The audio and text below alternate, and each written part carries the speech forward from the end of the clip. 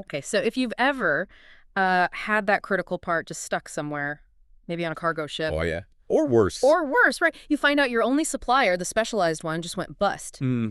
You know that managing who feeds your business, I mean, it can be a source of constant, just stomach-churning anxiety. It really can. The complexity today, it's just staggering, right? Absolutely. I mean, you look at companies like Apple. Yeah, their supplier went. In 2022 alone, it was huge, complex, trying to manage that, all those moving parts without some kind of systematic approach. That's a path to chaos. It's a direct path to chaos, lost revenue. Yeah, and that anxiety you mentioned, that's exactly why purchasing, well, it can't just be a transaction department anymore. It really have to evolve Into what?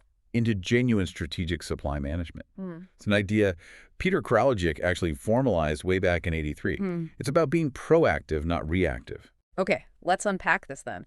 Our mission today for this deep dive is really to get into the foundational strategies, the ones that let you master these buyer-supplier relationships. Right. We want to give you that strategic shortcut. We're focusing on portfolio management, the power dynamics, Crucial. and the critical frameworks you need to categorize every single supplier you have, so you know exactly where to spend your energy, to maximize value. And what's fascinating, I think, is that despite all that complexity we talked about, the actual trend across successful industries, it's been towards supply-based reduction. Reduction, really, seems counterintuitive. Or rationalization, yeah. You might think more suppliers means less risk, right? Yeah, spread the risk. But strategically reducing that base, it's driven by three pretty powerful goals. Yeah. First, cutting down transaction costs. Okay, like management overhead, broker fees. Exactly. Second, boosting your economies of scale, bulk buying power. Makes sense. And third, and this is key, developing those true, deep strategic collaborations, working towards common goals, mutual benefit. Okay, but that immediately flags the big problem, doesn't it? If we're rationalizing, if we're cutting down from, say, 50 suppliers to 30, Yeah. how do we decide which ones go and which ones do we, double down on and invest heavily in? Precisely. You can't treat the company making your custom engine component the same way you treat the guys sending you paper clips. You absolutely cannot. That's why we need a systematic approach, portfolio management. It helps determine the right level of time, of resources, for every single thing you buy. Right. And that leads us straight to, well, the foundational tool in modern supply strategy, Yeah. the Kraljic Matrix. Okay, the Kraljic Matrix. So this is how we stop treating, every screw and every engine block the same. We get strategic. Exactly. Kraljic's genius was moving procurement away from just being transactional. Forcing it to be strategic. Right. Built on two simple but really crucial dimensions. So how does it work? You map everything you buy based on what? Based on how hard it is to source externally versus how much it impacts your business internally. So the first axis is the supply risk. Or you could call it the complexity of the supply market. Right, those are the external issues, scarcity, maybe how hard it is to switch suppliers. Exactly. And the second axis is the impact on the business. The internal stuff. How much does that item actually contribute to your core product, your bottom line? Spot on. And when you cross those axes, you get four distinct quadrants, each one demanding a totally different strategic focus. Okay, let's walk through those focuses then, starting at the bottom left. Low, low. Low risk, low impact. These are your routine items. Routine, like the paper clips? Pretty much. True commodities. Supply is abundant, loads of sources, easy substitutes available. So the strategy here, just beat them down on price, get the lowest cost. Not quite. The focus is pure efficiency. And the single biggest insight for routine items, your goal should be zero management time. Zero. How? Automate the purchasing process completely. Standardize the products. Focus on slashing the processing cost, not just the unit price. Get it off your plate. Okay, interesting. Now moving up, low risk but high impact. What's that? That quadrant holds your leverage item. Leverage, okay. Here, the supply is still abundant, lots of options, but the sheer volume you buy or the total cost of that purchase has a huge impact on your business. Right. So you, the buyer, have the power here. You do. So the strategic focus is naturally on getting the best deal. Got it. You exploit that purchasing power. Targeted negotiations, volume optimization, think medium-term view. Like maybe the audio system in a car. Lots of suppliers out there, but you buy millions of units. Perfect example. That's a leverage item. Got it. Yeah. Okay, now things get, well, a bit more dangerous when the risk ramps up. High risk, low impact. Ah, yes. The bottleneck items. Bottlenecks. They don't cost a lot, maybe, but they can stop everything. Exactly. They're defined by scarcity in production. Often you only have a single source or maybe a tiered structure, and because they have low financial impact, it's so easy to overlook them until they're gone. Right. Then panic sets in. Absolutely. Yeah. So the core strategy here is all about supply continuity. Just keep it coming no matter what. Pretty much. This demands a variable focus from management. Yeah. One day you're tracking inventory levels like a hawk. Oh. The next, you're scrambling to secure a substitute part. The day after, maybe you're looking for a new potential source halfway across the world. Wow. You need guaranteed security, backup plans, almost regardless of the price sometimes. Think about a specialized seat buckle in that car. Yeah. If you can't get that buckle, even if it's cheap, your whole assembly line just grinds to a halt. Ouch. Okay, that makes sense. Which brings us to the top right. High risk, high impact. The critical items. This is where your business truly lives and dies. No pressure then. None at all. We're talking natural scarcity here. Often single sources, maybe parallel sources if you're lucky. Yeah. And these parts, these services, they are absolutely critical to your company's core competence. So what's the strategy? Panic. No. It's deep, long-term Kraljic cooperation. Matrix. This demands detailed risk analysis, contingency planning like you wouldn't believe, and really top-level engagement. C-suite involvement. Often, yes. Yeah. Because you are investing in a relationship that literally defines your ability to operate, to compete. Examples, like that custom engine we mentioned. A custom engine, absolutely. Or maybe a specialized battery component for an EV. Those are prime critical examples. It's easy, though, looking at that critical quadrant to just think, wow, that sounds incredibly expensive. All that effort, that cooperation. It can be, but the source material is really clear on this. You're not just paying for parts here. What are you paying for? You're paying for long-term survival. You're paying to ensure your core competence, the thing that makes you unique, actually remains viable. So skimping here is dangerous. It's potentially fatal. If you fail to invest properly in that relationship, you risk losing the very thing that makes your final product special or competitive. Okay, that matrix is powerful. Let's drill down a bit into what actually drives those axes. We talked about the external factor, complexity of supply market. What specifically makes that risk high? You mentioned Porter's 5 forces earlier. We certainly can draw on Porter here, yeah. High risk is often driven by strong bargaining power of suppliers. Meaning they have other customers lined up, or it's hard for us to make it ourselves. Exactly. Or maybe the cost of switching vendors is just prohibitively high. Why would it be so high? Could be high entry barriers in that market, maybe creating an oligopoly, just a few big players. Right. Or, and this is a key term, relationship-specific assets. Okay, relationship-specific assets, you mentioned that. What exactly is that? Is it just like specialized machinery or knowledge, too? Good question. It's a bit of jargon we should simplify.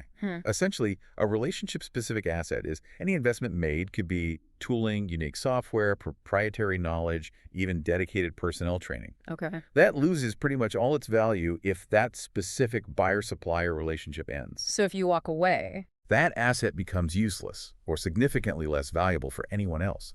When those assets exist, your risk of being dependent, locked in, is much higher. Okay, that makes perfect sense. High switching costs because of those specific investments. Now, let's flip to the internal side. What drives a high impact on the business? It can't just be about the sticker price. No, definitely not. It's more nuanced. Yes, economic factors matter, like if it's a huge percentage of your total purchase cost or volume. Sure. But competence and image factors are often just as, if not more, important. Competence and image. Explain. Competence means the supplier's capability is critical to your core competence. They enable your unique selling point. Got it. And image. Image factors could be things like it's part of a high-profile end product, or maybe there are significant environmental or ethical concerns tied to that supplier. Their reputation directly impacts yours. Wait a second, let's back up. If the strategy for routine items is purely efficiency, cutting costs, doesn't that naturally push me toward the absolute cheapest source? Which might clash with those image factors you just mentioned if that cheap source isn't, say, ethically compliant. That's the essential tension. It's inherent in the matrix. Okay. The framework forces you to acknowledge that exact trade-offs. If the ethical sourcing of a seemingly simple screw is actually critical to your brand's image, then that screw stops being a routine item. It immediately moves up in the matrix, maybe becomes bottleneck or even leverage depending on the specifics. So the item's position can shift based on our internal priorities. Absolutely. Which proves the matrix is a strategic tool, not just a financial or operational one. That clarity is really powerful. Okay, so once we've mapped an item, put it in its quadrant, the required managerial focus changes dramatically. Completely. If we stick to our car example, Yeah. who handles what? Right. So for those strategic items like that specialized engine, Critical quadrant. yep, that requires top-level attention. Think vice president, maybe even C-suite folks. They're focusing on the big picture, long-term relationships, strategic make-or-buy decision. Okay. And the leverage items, like the audio system. That's more medium level, Mm. perhaps a chief buyer or a category manager. Their focus is exploiting that purchasing power we talked about, targeted pricing negotiations, volume optimization. Got it. And the simple routine items, the nuts and bolts. That falls to lower levels of management, buyers, purchasing agents. Their focus, standardization, efficient processing, get it done with minimal fuss. And this alignment is critical because your strategy has to match your market position relative to the supplier, right? Exactly. In the leverage quadrant, your strategy is clearly to exploit market position. You're strong relative to the supplier. But in the critical quadrant, you might actually start from a position of weakness. Very possibly. There, your strategy often has to be build market position. How do you do that? Well, let's say we're a new EV company. We need a specialized battery component supplier. Definitely a critical item. We might need to help fund their R&D, maybe buy a non-controlling share in their company, or provide guaranteed long-term purchase contracts Right. just to secure reliable supply initially and to build that crucial partnership, that stronger position over time. You're actively moving from potential weakness toward strength. Okay, so mapping the product using Kraljic is step one. But you said it earlier, supply management is about people, organizations, not just parts bins. Correct. So how do we shift focus from the item to the strategic relationship we need to build around it? Now we're moving into segment 3. And the crucial idea of Supplier Relationship Management, or SRM. SRM is essential because, well, a relationship isn't static, it's a process. It develops, it changes, and crucially, it can be managed over time. So how do we manage it? We need to understand the parameters, especially the dependency levels between buyer and supplier, and focus on the output, who is gaining what from this relationship. Strategically speaking, And this is where other models come into play, like Bensau's framework from 1999. It focuses specifically on the level of specific investments made by both parties, those relationship-specific assets we discussed. right, the things that lose value if the relationship ends. So Bensaou maps mutual dependence using those investments. Exactly. And it creates 4 basic relationship types based on that dependence. What are they? Well, when both the buyer and the supplier have made high specific investments, maybe they've both bought specialized tooling, dedicated staff, shared intellectual property. Like heavy mutual investment. Right. Then you have a strategic partnership. It should be defined by collaboration, shared goals, mutual trust. This is the ideal relationship type for a critical item from the Kraljic Matrix. That makes sense. But what happens when those investments are unbalanced? That sounds risky. It absolutely creates dependency and potentially pain. Let's talk about those captive scenarios using our car example again. Okay, captive. If we, the car manufacturer, are the captive buyer, what does that mean? Essentially, yes. It means we've made a high specific investment, maybe poured millions into tooling for a unique chassis component that only they can supply reliably right now. Okay. But the supplier has low specific investment in us. Maybe they supplied that part to others too, or their tooling is more generic. No, they aren't locked into us. Exactly. The supplier knows you can't easily switch. So what can they do? Hike prices. Change terms. Constantly demand price hikes, reduce service levels. Your dependency becomes their strategic leverage over you.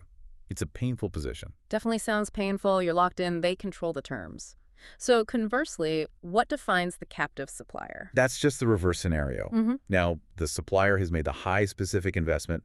Maybe they built an entire factory wing dedicated only to producing your specific part. Okay. While you, the buyer, have low specific investment. Maybe you have alternative suppliers lined up or could switch relatively easily. So they are dependent on us. Highly dependent on you for volume, for survival even. In this scenario, you have enormous negotiating power.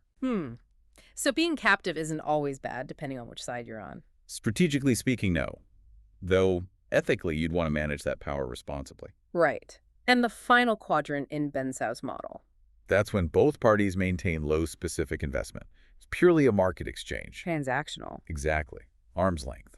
Price-focused. Suitable for your routine items, maybe some leverage items too. Minimum relationship overhead. Okay, that Bensau model gives a really powerful lens on dependency through investment. Our sources also mention another one, the Cousins et al. Strategic Relationship Positioning Matrix. Yes, that adds another layer of nuance. Yeah, so It focuses not just on investment or dependency, but it adds the level of certainty in the relationship continuing. certainty, like Yeah. trust, predictability. Exactly. Trust, stability, predictability. And combining dependency with certainty reveals the likely behaviors you'll see in the relationship. Behaviors, like what? For instance, if you have high dependency between both parties and high certainty that the relationship is stable and long-term, Yeah. that leads to true strategic collaboration. Everyone trusts the partnership, invests willingly, shares information openly. It's the gold standard for critical items. But what if certainty is low? Now that's interesting. If dependency is high, but certainty is low, maybe there are rumors of strategy shifts, financial instability, lack of trust. Then what happens? Then you often see opportunistic behavior emerge. Even though both sides might be heavily invested and dependent, they start protecting their own turf.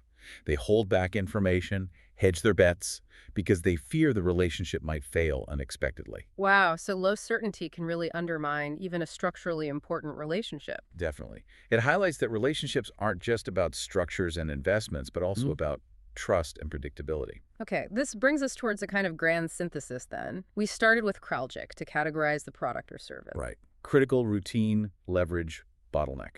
And now we have these relationship models, Bensaou looking at investment dependency, Cousins adding certainty and behavior. How do we put it all together successfully in practice? The absolute key is sequence and contingency. Think of it this way. Use the Kraljic Matrix first. Okay. Position the product or service. Right. That tells you what level of strategic effort and focus is required. Is it cooperation? Is it efficiency? Is it just getting the best deal? Yeah. Or ensuring continuity? So Kraljic defines the what. Exactly. Once you know the required strategic effort, then you bring in the relationship models like Bensaou or Cousins. And they tell you. They tell you how to structure the actual engagement to achieve that strategic goal. They provide the appropriate relationship strategy. Should it be a strategic partnership? Or just a simple market exchange? Should you be worried about being captive? Do you need to build certainty? Got it. So Kraljic sets the objective, the relationship models guide the execution approach. That's a great way to put it. Fantastic. That clarity is really helpful. So just to quickly recap our deep dive journey today, we kicked off talking about why supply-based rationalization is often necessary, improving efficiency, gaining scale. Then we dove into the core categorization tool, the Kraljic Matrix, to systematically figure out the strategic importance of everything we buy. Routine, leverage, bottleneck, critical. Right. We unpacked the factors driving that risk and impact: external market complexity, internal business impact. And we saw how strategy needs to align with your managerial level and your market position. Are you exploiting power or building it? Crucial distinction. And finally, we layered on these strategic relationship management frameworks like Bensau's focus on specific investments and dependency, highlighting those risky captive situations, and Cousins adding that layer of certainty and behavior. Yeah, I think the big takeaway, the overarching lesson, is that managing suppliers today, given the complexity, it absolutely demands a sophisticated portfolio-based approach. Not one size fits all. Definitely not. Your actions have to be contingent, dependent on the specific situation, the specific supplier, where they fit in your matrix, what kind of relationship makes sense. You're managing complex relationships, not just chasing price tags anymore. Absolutely. The goal really is to be strategic, thoughtfully strategic, in every single supplier interaction. Which brings us perfectly to our final thought for you, the listener, to chew on. This comes straight from the source material. Okay. What do these frameworks, Kraljic, Bensaou, Cousins, what do they really mean in terms of your negotiating position as a buyer organization? Good question. The categorization, knowing where things fit, that's step one. But how does the knowledge, the fact that your supplier is a bottleneck or that you are potentially a captive buyer, how does that actually change the conversation when you sit across the table and the stakes are highest? How does it change your leverage, your approach? Exactly. Yeah. Something for you to think about as you review your own supply portfolio?